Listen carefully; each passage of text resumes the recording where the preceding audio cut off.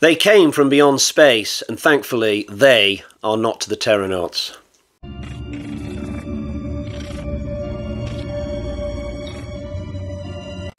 Hi guys, and welcome to the second part of my Amicus sci-fi double bill from 1967. So a week or two ago I covered the Terranauts. Now it's the turn of They Came From Beyond Space, and I'm pleased to say that this at least feels like a proper movie. I was afraid that I was going to get another Terranauts with this film.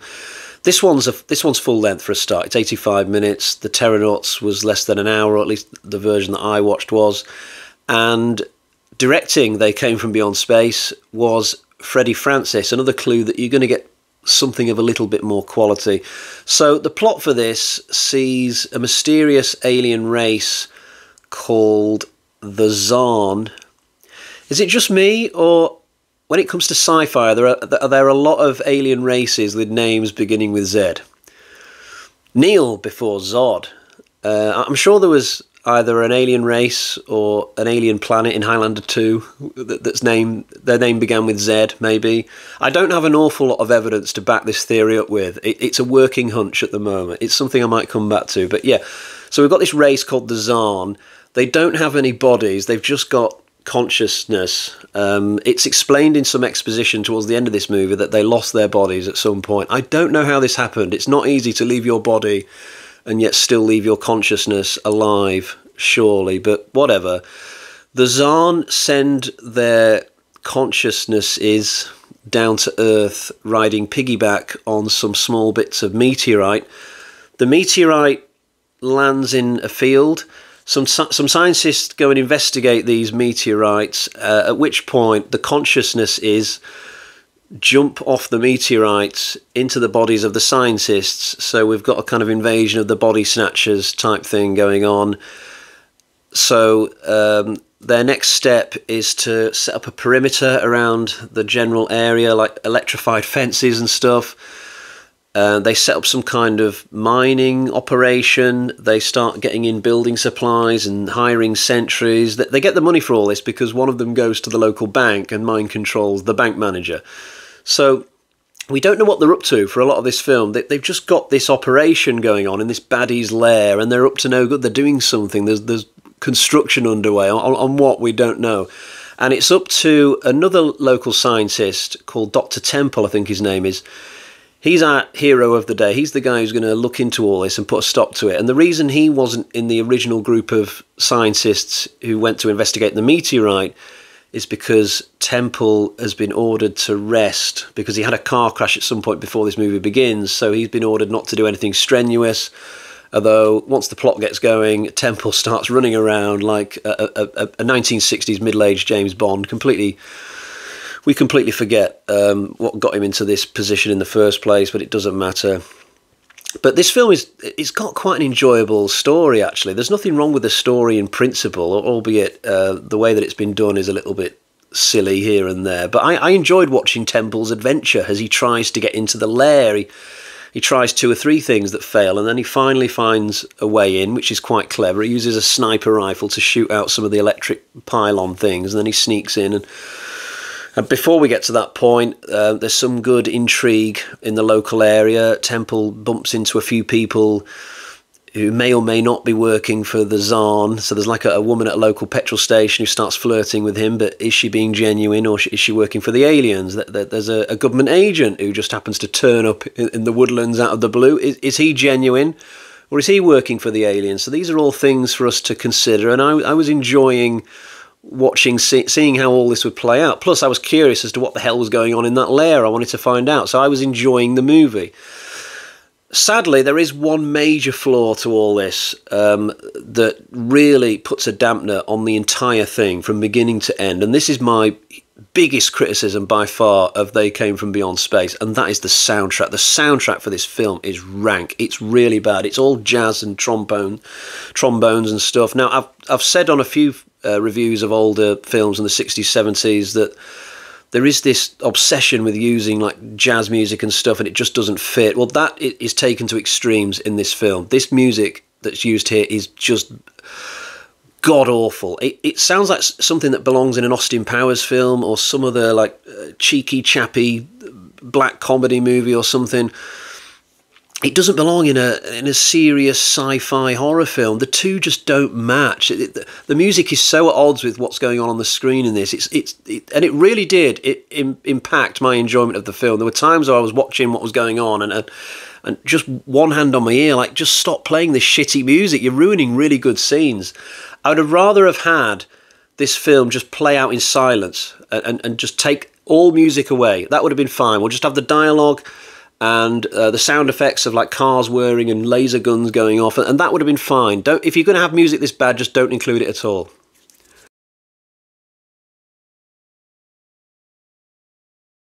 There are lots of outdoor scenes in this, lots of location work, which I did appreciate, because I think there's only like one outdoor scene in the Terranauts total.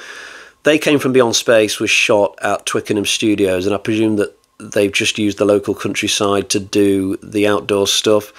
When it comes to the indoor locations in this film, though, and the props that they've used, that's a whole other matter. I mean, there's some dodgy stuff that they've used on this production. So the inside of the alien lair, for example, a lot of the rooms, it looks like the sort of place that you'd see in an 80s music video, containing lots of dancers wearing fluorescent paint, you know, lots of dancers doing jolty moves, like I don't know, Daft Punk all around the world kind of look.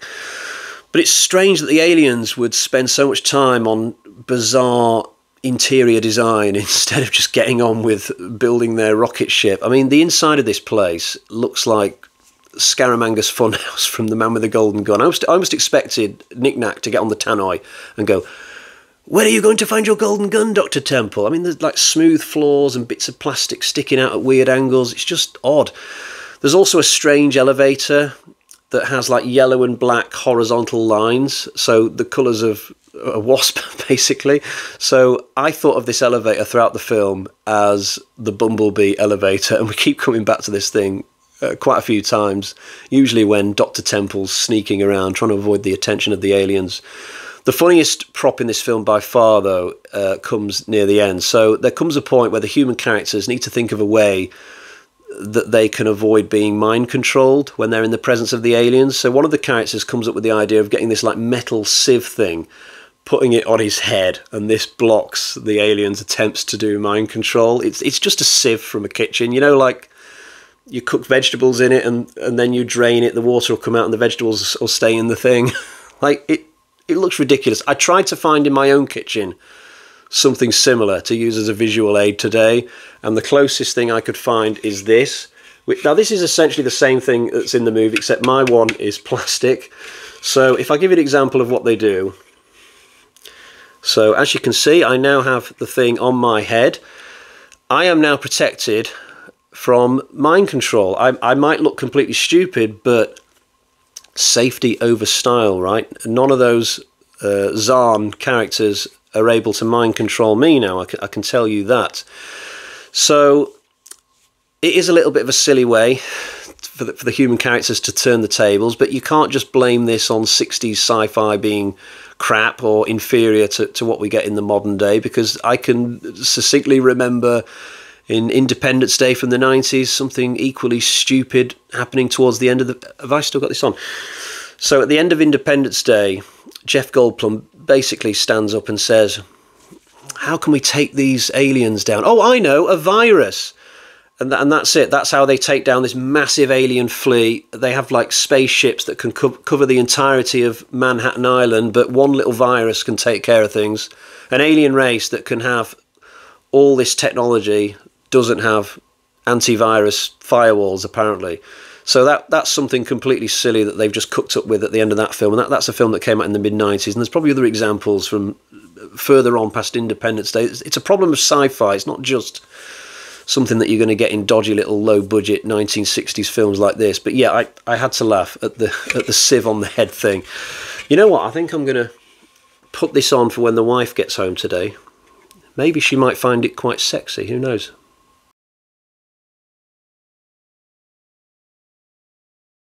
Towards the end, the aliens finally get their ship up and away. Some of the heroes sneak onto the launch pad at the last possible moment and let themselves onto the ship. It's really that easy to hitch a ride on a rocket ship.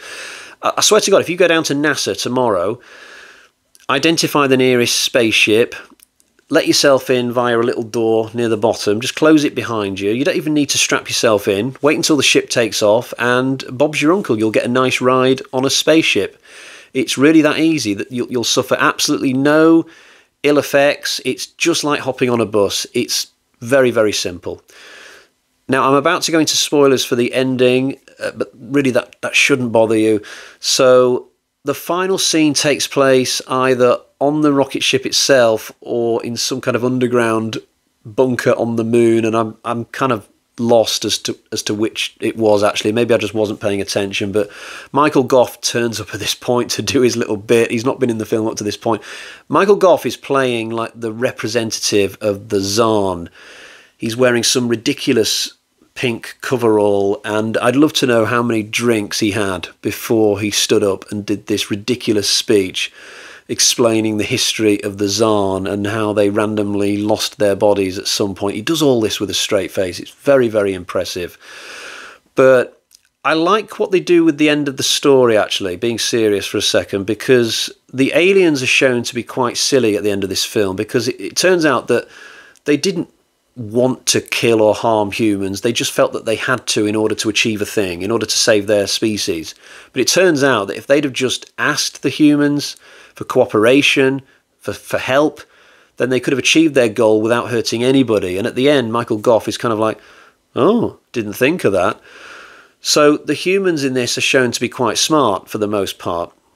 But I've seen a lot of sci-fi films where it's the other way around. You know, humans are shown to be really naive and stupid, and the aliens have got like 500 IQs, and the humans are just kind of presented as people who shouldn't really be going into space. We should be staying in our lane, and, you know, because we're just not that smart as a species. But this film doesn't take that route. It actually makes humans out to be really bright and intellectual compared to the aliens. So I did appreciate that, at least. I mentioned Michael Gough just now. I don't recognise any of the other main actors in this. I did look up some of their names afterwards, but still nothing was hitting me in terms of any familiarity. The main guy is absolutely fine. I kind of liked his character, I suppose. He's a middle-aged lead in the same vein as Quatermass, maybe. Katie Wilde is in this film, supposedly. I didn't actually notice her. She's listed in the credits as Girl in the Street, but I didn't spot whichever scene she's in. But it seems to me that Katie Wilde seems to be getting smaller and smaller parts as we go through the 60s Amicus and Hammer films. I'm quite certain that by the time we get to the next Amicus film, she's just going to be in the credits as Key Grip or something like that.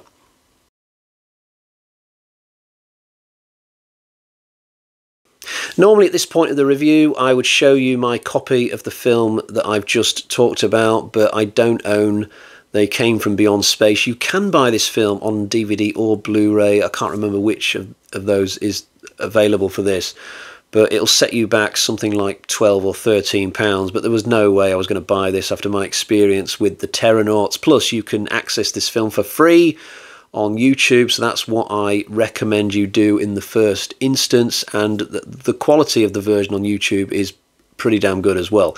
So, you know what? Let's get to the bag of terror and find out how I'm going to score this thing. So we've got 1 and 2 bloody axes out of 5. That is a marginal improvement over the Terranauts. This was an alright little sci-fi film, but being honest, it's still not very good by today's standards. So there we go. And I'm very pleased to say that I think the next Amicus film after this is a return to the horror anthology films. I think the next one is Torture Garden. So I think I'm going to enjoy that way more. So that's it for today. Until next time, cheerio, bye-bye.